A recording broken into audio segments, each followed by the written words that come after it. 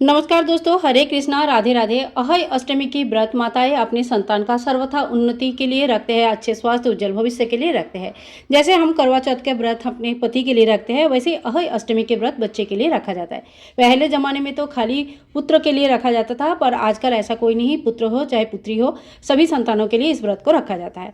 यह व्रत कभी दोपहर को भी कहीं कहीं किया जाता है और कहीं रात को भी पूजन किया जाता है, और कहीं पे तारों को अर्घ्य देने के बाद व्रत खोला जाता है। तो अहय अष्टमी की जो व्रत होता है अपनी घर की परंपरा के अनुसार होता है, और क्षेत्रीय मान्यता अनुसार हर जगह पे थोड़ी बहुत चेंजेस हो जाती है। आज के इस वीडियो में हम देखेंगे अहय अष्टमी की बहुत ही, जब पूजा हम करेंगे तो हमें सामान क्या क्या चाहिए होगा, तो बहुत ही सरल तरीके से बताऊंगी कि क्या क्या सामान चाहिए। इतनी सामान आपको पूजा में होगा तो आप आराम से पूजा कर सकते हैं। तो देखिए, पूजा के लिए हमें एक चौकी की आवश्यकता होगी। वैसे पहले ज़माने में डायरेक्ट ज़मीन के ऊपर हल्दी से लिप के पूजा करते थे, तो आप वैसे भी कर सकते हैं। चौकी अगर ले रहे हैं तो इसको बिछाने के लिए एक लाल कपड़ा हमें जरूर लेनी चाहिए। इसके साथ ही देखिए, होई अष्टमी, होई आठे, अहय अष्टमी काफ़ी सारे नामों से जाना जाता है। तो अहय माता का इस तरह का कैलेंडर या फोटो आता है।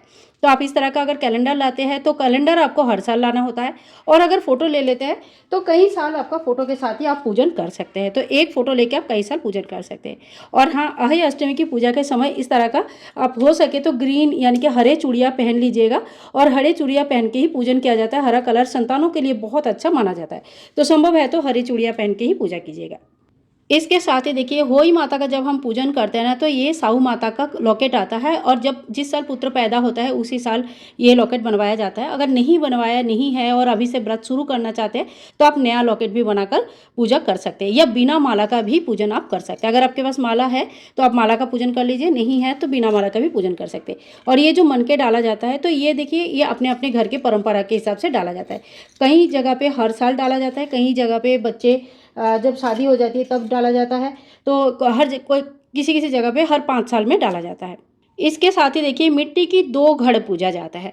तो एक तो आप जो करवा चौथ के घड़ा हमारे पास है वो ही घड़ा ले सकते हैं, या अलग से भी नया घड़ा ला सकते हैं। नॉर्मली जो करवा चौथ के घड़ा होता है वही हम लेते हैं, और दूसरा एक मिट्टी का इस तरह से घड़ा लिया जाता है। तो 2 घड़ हमें पूजना पड़ता है, और कहीं कहीं पे दोनों घड़े में जल डाला जाता है, कहीं कहीं पे एक में अनाज और एक में जल रखा जाता है।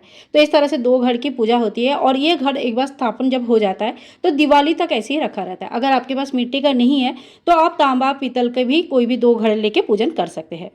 इसके साथ ही हमें 1 लोटा जल ले लेनी है। जल पूजा में कथा सुनने के लिए भी लगेगा, और ये घड़ जब हम भरेंगे तभी भी जल लगेगा। घड़ में भरने के लिए हमें कोई अनाज लेनी है। तो देखिए, आप चावल, गेहूँ, बाजरा कोई भी अनाज ले सकते हैं। गेहूँ का ज़्यादा महत्व होता है, लेकिन इतने से गेहूँ किसी का कोई काम नहीं आता है, क्योंकि उतने से गेहूँ पिसाना भी नहीं हो पाता है। तो इसीलिए अगर आप चाहें तो आप चावल ले सकते हैं, अब आप चाहें तो ज़्यादा इसके साथ और भी गेहूँ मिक्स करके फिर दान कर सकते हैं। तो ये आप चावल भी गेहूँ भी ले सकते हैं, लेकिन थोड़ी सी गेहूँ हमें ज़रूर लेनी है, क्योंकि हमें जो दिया प्रज्वलित करेंगे, अगर आपके यहाँ दिया प्रज्वलित होती है तो उसके नीचे आसन लगाने के लिए गेहूँ चाहिए होता है, और गेहूँ बहुत ही ज़्यादा महत्वपूर्ण है। तो थोड़ी बहुत गेहूँ आप ज़रूर व्यवस्था कीजिएगा। इसके बाद देखिए, भोग के लिए हमें बतासा ज़रूर लेनी है। बतासा हम ले लेंगे, कोई भी आप कोई भी मिठाई भी ले सकते हैं, घर में बना हुआ मिठाई भी ले सकते हैं, बतासा भी ले सकते हैं। और साथ ही में जो मेन भोग होता है ना, वो पूरी बनाते हैं या मीठा पूरे बनाते हैं। तो इस तरह का जो भोग होता है ना, आटा का गुलगुले बनाते हैं, बहुत जगह पे अलग अलग जगह पे अलग अलग नाम से जाना जाता है। तो इस तरह का जो चीज़ें होती है ना, ये हमें ज़रूर लेनी होती है। अपनी घर की परंपरा के हिसाब से आप ये सामान ज़रूर ले लीजिएगा।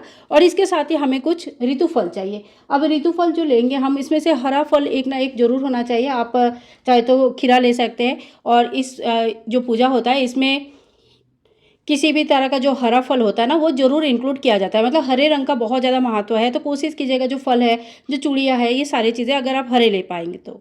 इसके साथ ही हम माता रानी के लिए श्रृंगार ले लेंगे। चुनरी या 1-2 श्रृंगार, जितने भी श्रृंगार आप चढ़ाना चाहते हैं, आप चाहे तो 16 श्रृंगार चढ़ा सकते हैं, नहीं तो कम से कम 1-2 श्रृंगार हम जरूर लेंगे जो माता रानी को हम चढ़ाएंगे। साथ ही में अगर आपके पास फूल है तो फूल आप जरूर ले लीजिएगा। और देखिए, दुर्वा घास का विशेष महत्व है, तो अगर संभव है तो आप दुर्वा घास भी लेके आइए, क्योंकि गणेश जी की पूजा हम जरूर करेंगे और दुर्वा घास उनको चढ़ाना होता है।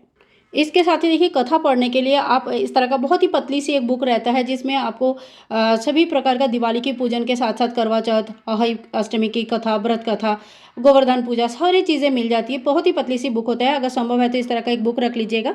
अगर अकेले ही कथा करते हैं तो आपके पास एक बुक होना बहुत ज़रूरी है। आप कहीं से सुन भी सकते हैं, और नहीं तो बुक से डायरेक्ट पढ़ सकते हैं।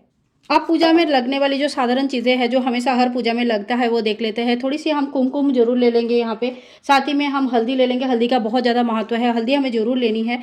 इसके साथ ही तिलक करने के लिए बिना टूटा हुआ चावल यानी कि अक्षत ले लेंगे और अगर आपके यहाँ पे दीप प्रज्वलित किया जाता है, तो आप मिट्टी के दिया ले सकते हैं या नॉर्मल कोई भी दिया ले सकते हैं। इसके साथ ही हम थोड़ी-सी दक्षिणा ज़रूर ले लेंगे, दक्षिणा पूजा में रही कमियों को पूरा करता है।